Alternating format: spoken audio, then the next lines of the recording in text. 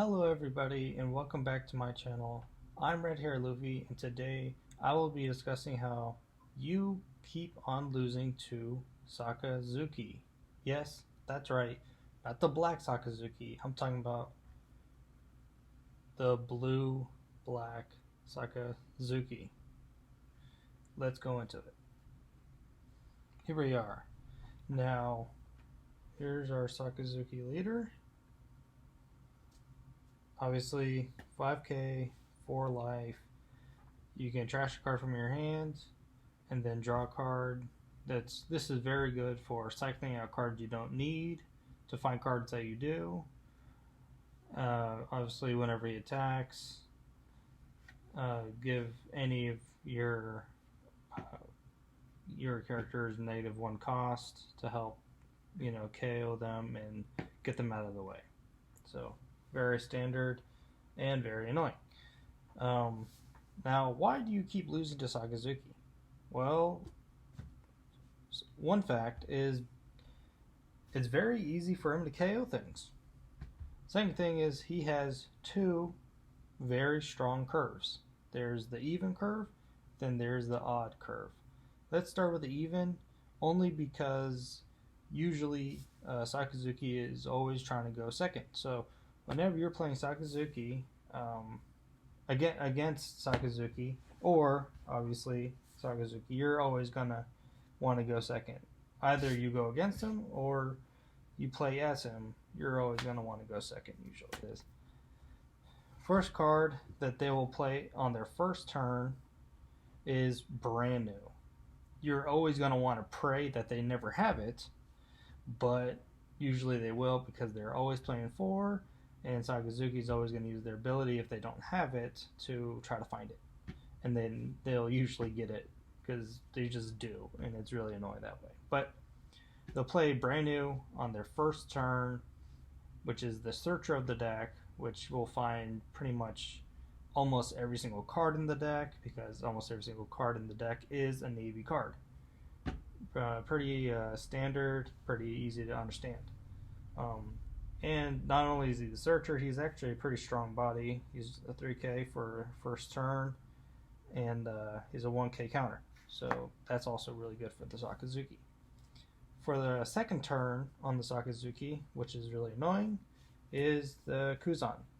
The only reason why I'm showing one is because I only run one, but some people play 3 or 2. I've never seen anybody play 4. But yeah, usually on the second turn they'll play a Kuzan. Pays for itself, strong attacker, and whenever it attacks, it will minus anything by 4 costs, which is just broken to all hell because then it will make it that much easier to get rid of any card on your field. And that just makes it really annoying because Rabalucci is almost invincible that way. So that's going to be their second turn, as well as the blocker that is Borsellino. I play 4. I've seen people only play 3. Never seen anybody play 2. If you're playing 2, that means you don't have 3 at least. But at least 3. I run 4 only because he's pretty much the best blocker, not only in the deck but in the game really. And he's a 1000 counter, 6k blocker, 5000 attacker, can't be KO'd no matter what. So that is just, well, it can't be KO'd on your opponent's turn. Obviously you're not going to KO him on his turn. So yeah, it's just, he's an amazing card. They're going to play this. They're either going to play Kuzan or Borsellino on their second turn. That's usually what it is. If they're not playing these characters, then they're going to be KOing one of your characters with the Hound Blaze. But if they're playing a character on the second turn, it's going to be one of these two, really. They're going to get the most out of their Dawn for that. Third turn really is usually going to be the Rob Lucci.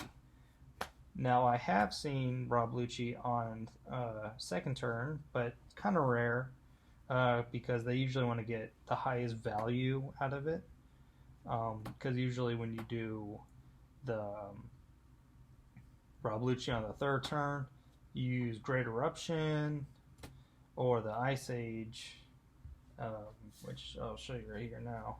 You do the Great Eruption, minus it by 2, then you'll attack with Sakazuki probably. So though any character they have is minus by 3 already, and then you'll KO it by the Rob Lucci, and then you're already getting rid of one character that's 5 cost, and then another one that's 1 cost.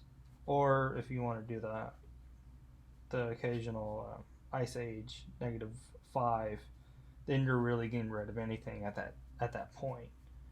But we'll get to the events later, actually.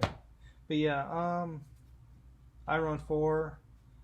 I don't know why you'd ever run 3. If you're running 3, it's probably because you don't have 4.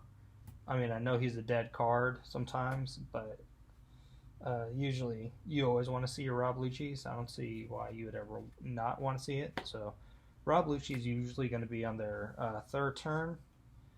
Same thing with the Rebecca. They're usually either playing Rebecca or they're playing Rob Lucci on their third turn when they're on the even curve. When they're playing Rebecca, they'll do the Rebecca. They'll play Rebecca, and then they'll probably bring back from the trash. They'll play the Hina, rested. Hina gives somebody a -4 cost, and then from that they'll use a Hound Blaze, and that uses up all their Dawn, but at the same time will KO pretty much anything they have on the board. Like if they have 6 cost on the field, do Rebecca, Hina, Hound Blaze, it's gone, bottom decked. Or if they have a 7 cost on the field, Rebecca, Hina, Sakazuki attack, then Hound Blaze. I mean, not much to say about that. You might be wasting the Hound Blaze, but at least you're getting rid of a 7 cost to do it. So either way, it's, you know, that's just that's always going to be usually their third turn play for the even curve. Now finally, around their fifth turn play is going to be a Kuzan. I run Kuzan usually just because he minuses everything and he's killing something pretty much almost everything on play. Yeah, it is your whole turn, but he's not easy to get rid of since he's 10 cost. He's also a 10k attacker, so he's also not easy to get rid of that way. And he just gives this deck such good benefit because it gives everything -5 cost. So that helps immensely with the Rob Lucci's, Hound Blazes, you name it. Kuzan's very good. Now, if you're not running Kuzan, then you're definitely running Kaido.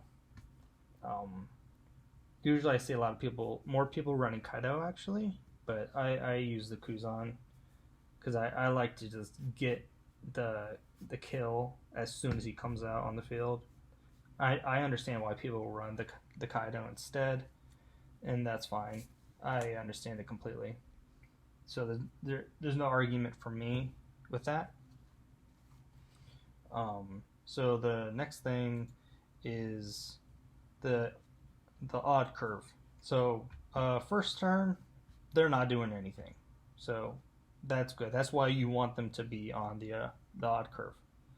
But with the second turn, they, or me at least, will be playing this Hina. As soon as it comes out, they're drawing a card. That's just nuts to me, dude. They're drawing a card, and they have a 4k attacker for next turn, and they're swinging with Kuzan. With a Sakazuki. That's just broken to me. Drawing this card, whatever card, and even if they drew a card from this and it sucks, you're using Sakazuki's ability to get an even better card. I mean, you're just cycling through the cards that you need, and it just really makes up for itself. So I run 2 of these. Usually in an odd curve, if you're never ever playing both. Actually, you'd usually be playing only one of them per game, and then the next time you ever see this card, you're usually cycling this with Sakazuki ability. You're never really playing this ever again. But the reason why I run 2 is because you can actually get to it. That's the reason. Like first turn, you don't see it. Like then you'd be cycling a card to try to find it. Because you usually want to see this on our odd curve. So that's a really good card for Sakazuki to see on odd curve. So that'd be their second turn. Usually their third turn is going to be Sabo. This card's amazing. This can usually be played on third turn or fourth turn. Just so they can protect any characters that are already on the field.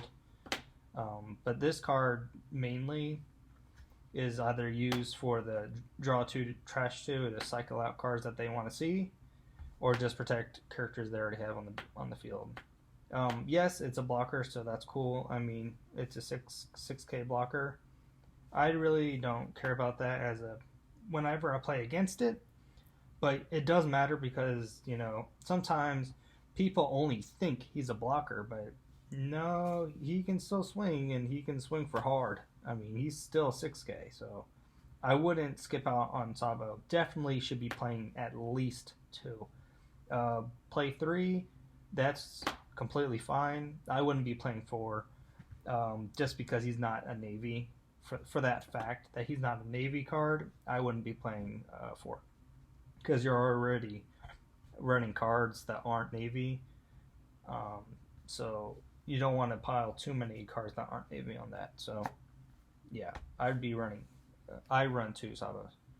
Now the next card is usually for their fourth turn is Mancherry. Now, yeah, it's a 1 cost, and you're thinking, if it's a 1 cost, why are they running it the 4th turn? Well, let me tell you why. It's their 4th turn. They got 7 Dawn.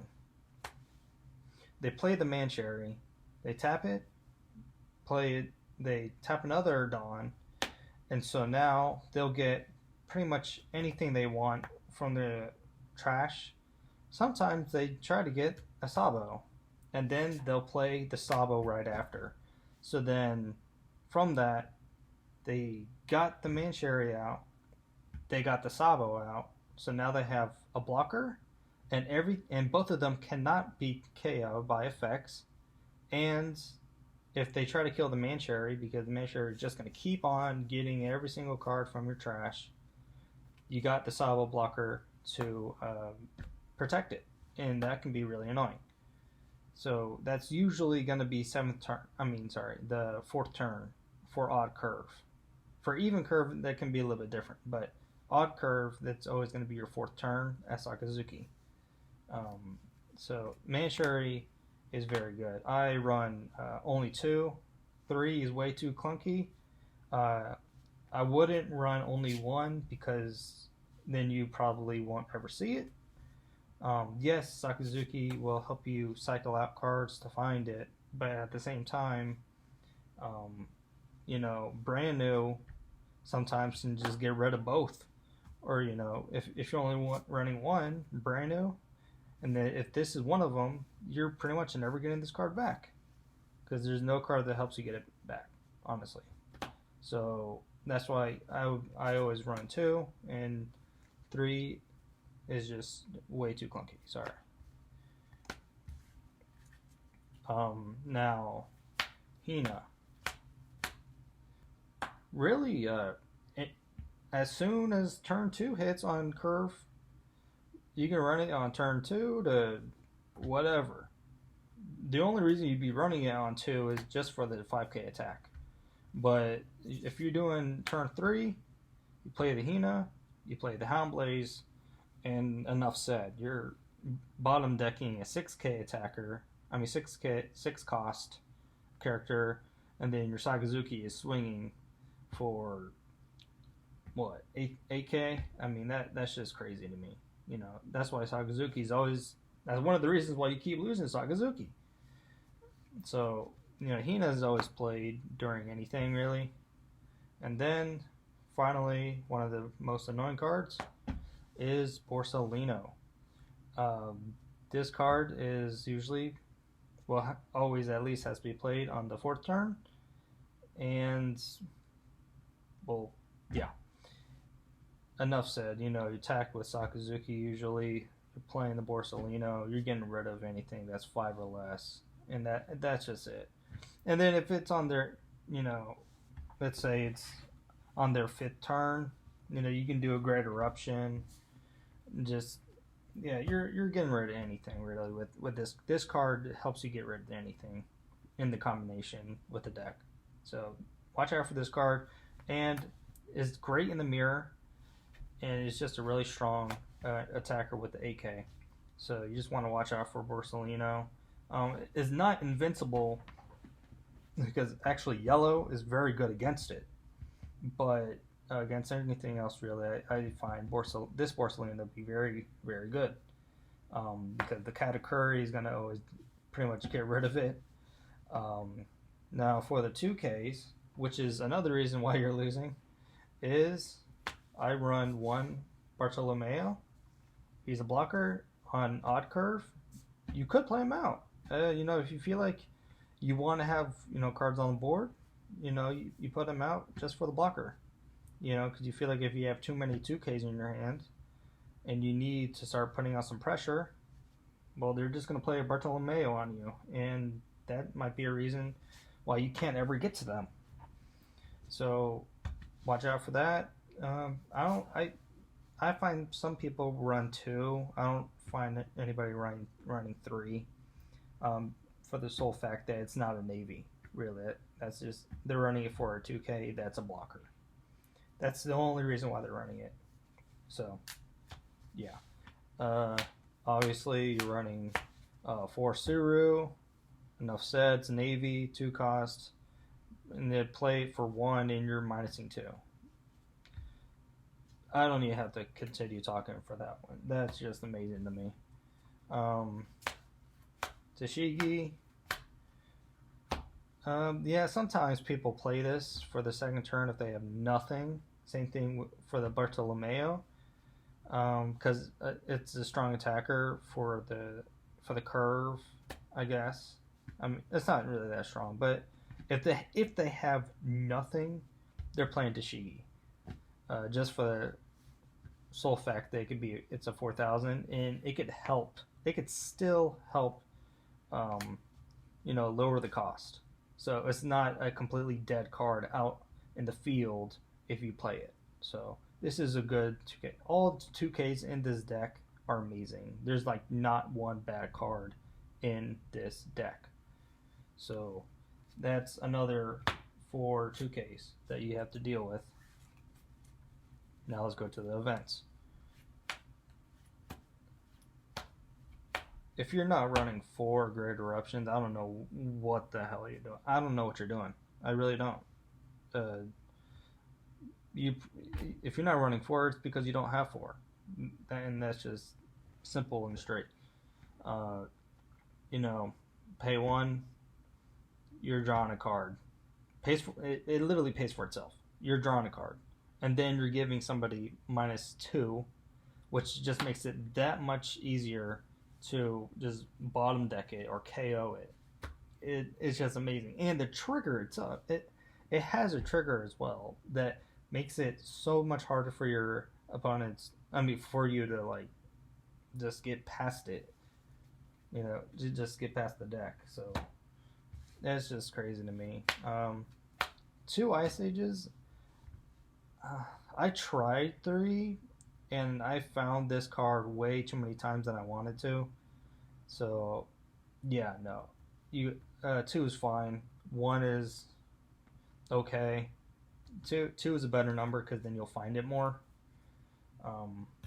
But yeah, you definitely need to be running it regardless because you're minusing the biggest characters on the field. Big Moms, Katakuris, Kaidos, mirror match Borsalinos. You're getting rid of the big cards you need to get rid of for the Holy Trinity that's coming out for this new Mythic. Finally, Humblies. Yeah. Do I even need to keep talking? This card is just amazing. I don't know what they were thinking when they made this card. Way too strong. If you don't have 4, I'm not sure why you're playing the deck. Hey, if you don't have 4, I'll sell it to you. I have way too many than I need. But yeah, you need 4 in the deck. There's no reason why you don't have 4. This card is way too strong. You're giving yourself one of your characters 3,000. You're bottom decking something, and usually you actually don't ever use the trigger, but because you usually keep it. Like if it takes it off a life, usually just take it, and then you'll use it for the next turn to sweep the game. But yeah, Houndblaze, amazing card. Not enough said about that. One thing I do want to mention is if you're not running the Kuzan like I am, I would be running the Mihawk. Maybe I would cut one Borsalino and that Kuzan that I have, and I'd be running 2 Mihawks. And that would strengthen their odd curve. Just getting rid of anything really. You attack with Sakazuki, and then if you did -1 cost to a character, and then Great Eruption -2 it, so now it's a 7 cost Mihawk, automatically gone, done, 0, boom. See ya. Like, it's just that easy. It is just that easy. So definitely think about putting in some Mihawks in there. I told you how you keep losing. Let me tell you how you win. Well, short answer is you don't. The short answer is you don't win. The long answer is you get lucky. Or there's a second answer. You play, how do I say it? Conservatively. That's how you win. And let me tell you how. So there are times, obviously, Sakazuki starts with 4 life. Okay. Starts with 4. He'll usually always take the first 2 life without even thinking about it. He will always take the first 2. It's just how Sakazuki plays. And the reason for this is because they usually take the first 2 to see what cards they get to help them just tempo you out. Because maybe they're missing a Houndblaze, or they're missing a Rob Lucci, or missing some 2K counters that they don't have. Or maybe they have too many 2Ks, They are usually missing a certain type of card, and they want to see it from the first 2 cards from the top of their life. Because once they hit 2, it gets a little scary for them. So 2 is kind of the magic number for them, and once they hit 1, they're on the aggressive. Usually you'd think that they'd be on the defensive, and while that's also a very strong possibility, like they'll play 2 to 3 blockers, like probably every turn. Like they'll play like 2 blockers every turn, which shouldn't even be a surprise. They will be strong. They'll play very aggressive or very defensive, and that's when you gotta be very aggressive. Either way, even if they're being aggressive, you gotta be aggressive. You gotta go for the kill. And in the early game, I recommend, if you're playing Purple Luffy, since Purple Luffy suffers against Sakazuki, you want to run those ultis and page ones. Those will help you so much. I'm telling you guys, it helps so much for you to play 2 4-cost characters per turn, or even for that first turn, for the second turn you're playing them. They got to get rid of 2 4Ks. That's not easy, because that forces them to waste so many cards to do that. It takes like 2 to 3 cards out of their hand and wastes cards.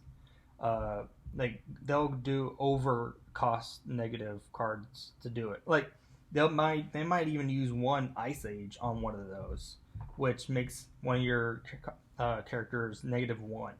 But when they could have saved that for a bigger character like Kaido. 2 4Ks on the field is just a very good sweet spot. Same thing for Enel. When you play Ohm, you get Ohm, and then you get a free Holy or Holly, whatever you want to call them. That's crazy. You want to go aggro, not only just aggressive on Sakazuki, but you want to go aggro on him to make him have to remove multiple things on the board. It's better for you to have multiple cards than just big cost cards. In the beginning, not later on, but in the beginning, you want to build the aggro, and then continue to have higher cost characters that are just annoying for Sakazuki to deal with. So definitely, if you're gonna, prepare for nationals or anything, you're just going for a locals or a regionals, whatever. Aggro is like the best way to beat Sakazuki. You need to go aggro. Ulti, page 1, Ohm, and Holly. Red-green Law sometimes does suffer against Sakazuki, but you're playing multiple different characters to go for the kill. Zoro is very good as well.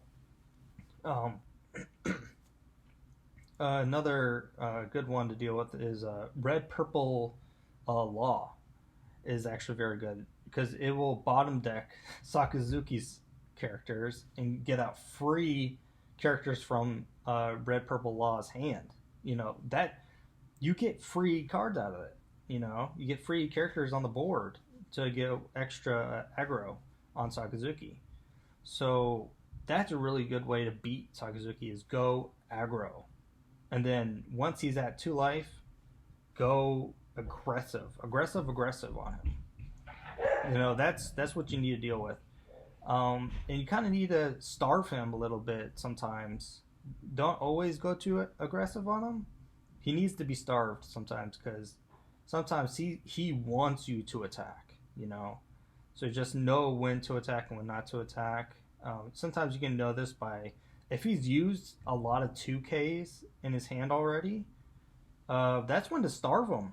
Build up your board first, and then keep swinging at him, because he'll either find more 2Ks to deal with you, or he'll find the cards that he needs to just wipe out your board.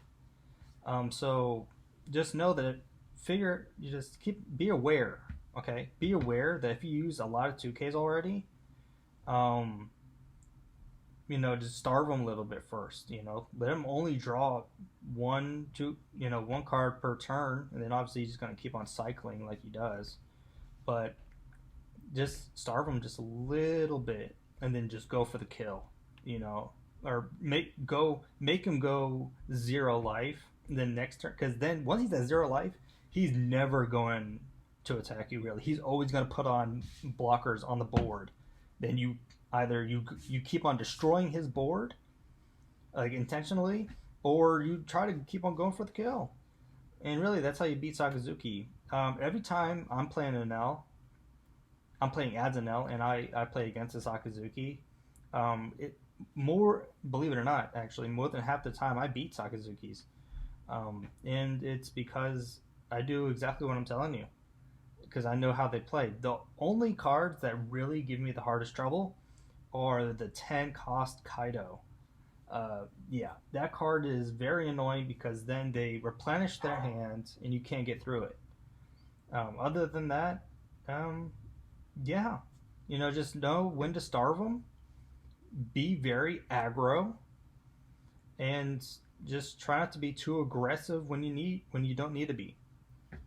Um, if you follow that, you should be good with multiple different decks. Um, there are certain decks that Sakazuki does kill, and you can brick against him, but Sakazuki does brick as well, so he's not perfect. He just doesn't have really any bad matchups, but he's not the perfect leader. So just know that Enel is a very good leader against Sakazuki. So you know that there's going to be a million Sakazuki. So either you bring your own Sakazuki, you should bring like a Enel, or really think about leaders who go very aggro because they can be very effective against Sakazuki. So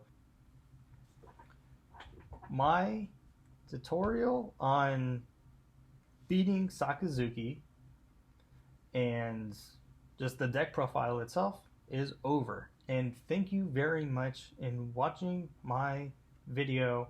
And as always, I will be giving this to one of my 100 subscribers. I have to reach 100 though, but I will be giving this away. So look out for that.